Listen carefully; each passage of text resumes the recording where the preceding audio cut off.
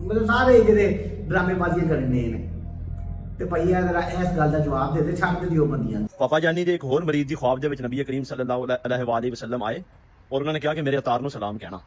जरा कहानी सुनो फिर आप इसका पोस्टमार्टम करते हैं। ज़ादी को ख्वाब में सरकारी दो आलम सल्लल्लाहु अलैहि वसल्लम जलवा फरमाते हैं और वो ये इरशाद फरमाते हैं कि मेरे अत्तार को आप सलाम कह दीजिए। अब पूछना ये था कि या सैयदी उसे इरशाद फरमाया कि मेरे अत्तार को सलाम अर्ज कर दीजिए। अब उनकी एक लम्हे वास्ते अगर गल मन ली जाए कि नबी करीम सल्लल्लाहु अलैहि वसल्लम ख्वाब च आए और उन्हें सलाम किया ਤੇ ਆਪ ਸਰਕਾਰ ਖੁਦ ਅਤਾਰ ਦੀ ख्वाब 'ਚ ਕਿਉਂ ਨਹੀਂ ਆ ਜਾਂਦੇ? ਯਾਨੀ ਕਿ ਮੁਰੀਦਾਂ ਦੀ ख्वाब ਦੇ ਵਿੱਚ ਆ ਕੇ ਸਲਾਮ ਕਹਿਣਾ ਤੇ ਆਪ ਖੁਦ ਹੀ ਅਤਾਰ ਦੀ ਜਿਹੜਾ ਨਾ ख्वाब ਦੇ ਵਿੱਚ ਆ ਜਾਣ ਤੇ ਸਲਾਮ ਵੀ ਕਹਿ ਲੈਣ ਤੇ ਨਾਲੇ ਕਹਿਣ ਕਿ ਮਾਸ਼ਾਅੱਲਾ ਤੂੰ ਬਹੁਤ ਅੱਛਾ ਕੰਮ ਕਰ ਰਿਹਾ ਹੈ, ਤੂੰ ਹੀ ਸਾਡਾ ਮਜ਼ਹਬੀ ਪੇਸ਼ਵਾ ਹੈ, ਤੂੰ ਹੀ ਦੀਨ ਨੂੰ ਅੱਗੇ ਲੈ ਕੇ ਜਾ ਰਿਹਾ ਹੈ। ਓਏ ਬਕਵਾਸਾਂ ਕਰਨੀਆਂ ਬੰਦ ਕਰ ਦਿਓ, ਖੁਦਾ ਦਾ ਖੌਫ ਕਰੋ। ਜੋ ਟੁੱਟਾ ਭੱਜਾ ਨਿੱਕਾ ਟੇਢਾ ਆ ਉਹਨੂੰ ਤੁਸੀਂ 500-700 ਰੁਪਇਆ ਦਿੰਦੇ ਹੋ ਤੇ ਦੇ ਕੇ ਤੇ ਇਹੋ ਜਿਹੀਆਂ ਬਕਵਾਸਾਂ ਕਰਾਉਣੀਆਂ ਸ਼ੁਰੂ ਕਰ ਦਿੰਦੇ ਹੋ। ਹਾਂ ਅੱਛਾ, ਫਿਰ ਇਹ ਕੰਮ ਪਾਪਾ ਜਾਨੀ ਖੁਦ ਨਹੀਂ ਕਰਦੇ, ਇਹਨੂੰ ਖੁਦ ਵੀ ਵਿਚਾਰੇ ਨੂੰ ਕੋਈ ਨਹੀਂ ਪਤਾ। ਜਿਹੜੇ ਥੱਲੇ ਚੇਲੇ ਬੈਠੇ ਆ ਨਾ ਉਹ ਮਜਲਿਸ ਸ਼ੂਰਾ, ਇਹ ਕੋਈ ਲੋਕਾਂ ਨੂੰ ਪੈਸੇ ਪੂਸੇ ਦੇ ਕੇ ਤੇ ਇਹੋ ਜਿਹੀ ਬਕਵਾਸ ਕਰਵਾਉਂਦੇ ਨੇ। ਪਾਪਾ ਜਾਨੀ ਤੇ ਖੁਦ ਵਿਚਾਰੇ ਰੁਪਈਆ 1500-1000 ਲੈ ਕੇ ਤੇ ਸਾਰੇ ਖਾਨਦਾਨ ਨੂੰ ਦੁਆਵਾਂ ਬਖਸ਼ ਰਹੇ ਹੁੰਦੇ ਨੇ। ਉਹ ਤੇ ਖੁਦ ਆਂਦੇ ਨੇ ਮੈਨੂੰ ਸਦਕਾ ਤੇ ਫਿਤਰਾਨਾ ਦਿਆ ਕਰੋ, ਮੈਂ ਗਰੀਬ ਬੰਦਾ। ਯਾਰ ਇਹੋ ਜਿਹੀ ਬਕਵਾਸ, ਫਿਰ ਇਹ ਦੂਸਰਿਆਂ ਦੇ ਗੁਸਤਾਖੀ ਦੇ ਇਲਜ਼ਾਮ ਲਾਉਂਦੇ ਨੇ। ਇਸ ਤੋਂ ਵੱਡੀ ਗੁਸਤਾਖੀ ਆ ਕਿ ਹਰ ਕੋਈ ਜਾਹਲ ਪਲੀਤ ਟੁੱਟਾ ਭੱਜਾ ਨਿੱਕਾ ਟੇਢਾ ਜਿਹਨੂੰ ਕੋਈ ਨਹਾਉਣਾ ਧੋਣਾ ਵੀ ਨਹੀਂ ਹੁੰਦਾ ਉਹ ਸਰਕਾਰ ਖਲੋਵੇ ਤੇ ਮਾਈਕ ਦੇ ਅੱਗੇ ਆ ਕੇ ਕਿ ਮੇਰੀ ख्वाब ਤੇ ਨਬੀ ਕਰੀਮ ਸੱਲੱਲਾਹੁ ਅਲੈਹਿ ਵਸੱਲਮ ਆਏ ਸੀ।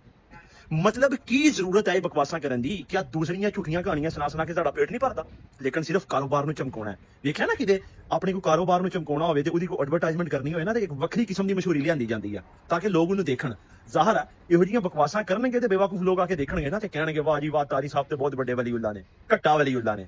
मतलब ਇੱਕ ਬੰਦਾ ਸਾਹਮਣੇ ਖਲੋ ਕੇ ਐਵੇਂ मतलब ਕਰ ਰਿਹਾ ਜਿਵੇਂ ਨੌਜ਼ੂ ਬਿੱਲਾ ਖੁਦਾ ਦੇ ਸਾਹਮਣੇ ਖੜਾ ਹੈ ਕਿ ਮੈਂ ਤੁਹਾਡੀ ਬਾਰਗਾਹ ਦੇ ਵਿੱਚ ਆ ਕਰ ਰਿਹਾ, ਮੈਂ ਤੁਹਾਡੀ ਬਾਰਗਾਹ ਦੇ ਵਿੱਚ ਸਲਾਮ ਪੇਸ਼ ਕਰਨਾ ਹੈ। ਉਹ ਖੁਦਾ ਦਾ ਖੌਫ ਕਰੋ ਯਾਰ, ਕਿਹੜਾ ਦੀਨ ਹੈ, ਕਿਹੜਾ ਮਜ਼ਹਬ ਹੈ, ਕਿਹੜੇ ਔਲੀਆ ਅੱਲਾਹ ਹੋ ਤੁਸੀਂ, ਕਿਹੜਾ ਦੀਨ ਲੈ ਕੇ ਚੱਲ ਰਹੇ ਹੋ?